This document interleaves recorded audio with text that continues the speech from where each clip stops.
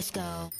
Hey, welcome back or welcome to my channel. Another episode down and the field has been cut down. Slightly good so they could maybe focus more on other contestants, but also will they? My 3 takeaways from the comment section from last episode was Dao was really having a fallout with a good chunk of his audience. I mean, low-key, I thought it was just me, but no, because even K-nets feel the same way, well, most of the time. I mean, when comparing him to the previous contestants I mentioned, he's a bit more happier compared to the others who are kind of constantly self-conscious and feeling like they're lacking. So I think that's kind of like the major difference between those two. But yeah, I guess we'll see his ranking over time and whether the previous episode really impacted him. The other 2 things kind of intertwine, and it was being scared for G contestants, but also the disdain for this K versus G rivalry, considering they're trying to make a global group. Luckily, we saw a relatively even ratio, still kind of skewed towards K, but definitely not worse than we thought it would be. But yeah, before we start this recap, I'd appreciate it if you could subscribe to my channel, and other than that, let's start recapping this latest episode. So it started off with a small behind the scenes glimpse before eliminations began. They basically rehashed that whole live show that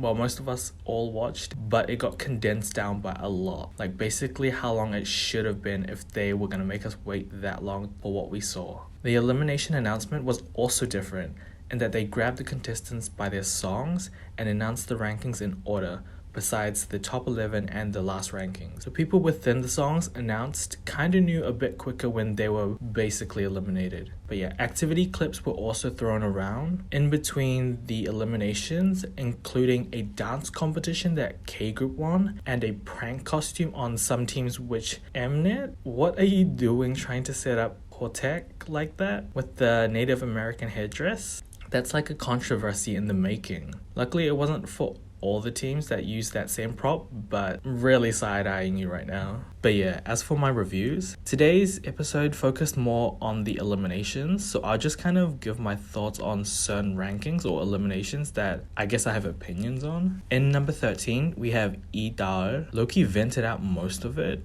in the comment section with you guys, so I don't have much to say, but my final comment, I guess, is let's hopefully keep this energy. Not trying to be him, but like, unless he miraculously improves, then let's maybe focus our attention elsewhere. At number 17, we have Yu Sung-gun, and at number 43, we have Umuti, which I'm loving the vocal appreciation. I thought it was just gonna be like a Jay and Hortek thing, but we've got like a great lineup of vocal amazingness.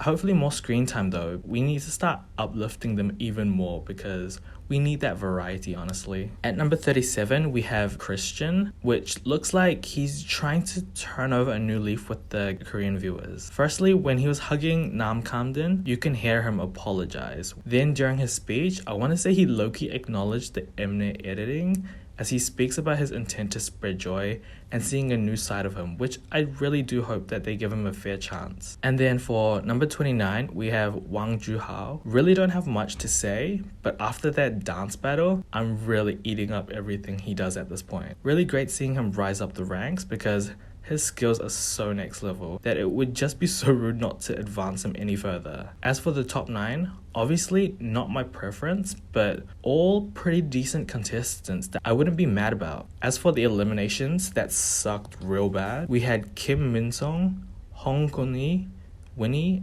and Haru. All of them were so amazing and with so much potential that I'm kind of sad that they couldn't move on. But yeah, this next section will kind of be predictions, where I kind of use the coincidences that have occurred in all seasons of both Produce and Girls Planet to form what I think is the debut lineup. Obviously, Boys Planet could just break these coincidences, like there no being any Kangs in this whole lineup of Boys Planet contestants, but just thought it would be a fun thing to try out. First off is clearly Sung Han Bin, who was the initial center for the theme song. Next is the rank 3rd, 4th, and 5th of the first elimination has always made it to the final lineup. So we have Kim Ji-yoon, Han Yoo-jin, and Jang Hao as the next members. Kim Kyu-bin could also make it just because every final lineup has had a pair of members in the same company. Just based on the results so far, the Han Yoo-jin and Kim Kyu-bin combo just seems like the most popular pairing. However, I do want to note that Yoo Hwa-ji could technically be there, whether it's a mix of like K and G or 2 Gs. As well as that, week 1 has a good Park Han-bin, Haruto,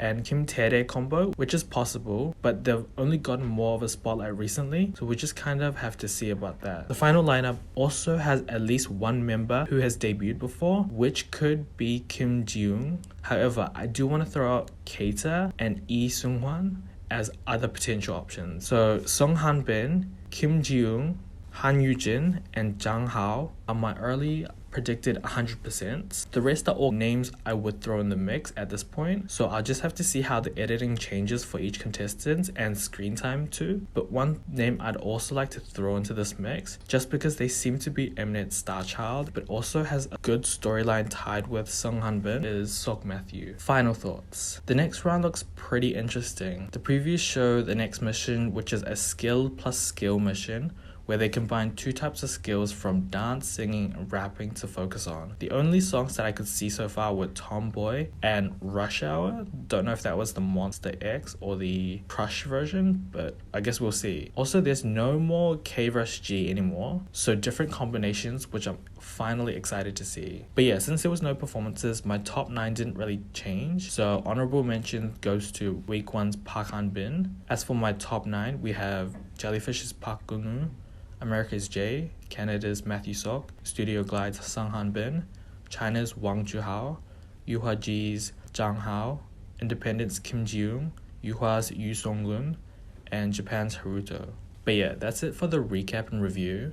Thanks for watching, and let me know your thoughts about the eliminations and any surprise rankings that you did not see coming. I'm currently running on 2 hours of sleep to follow the same schedule I've been doing for the past episodes, so I might just have to start giving myself more leeway and just uploading them later than usual, but probably within the same day or even the same time but on a Sunday, so basically 1 day later than usual. Let me know what you think and whether you prefer one or the other. But yeah, other than that, my next video should be out next Tuesday, which, here's a hint, to freedom! So please like and subscribe to keep up to date, and I'll see you in the next video. Bye!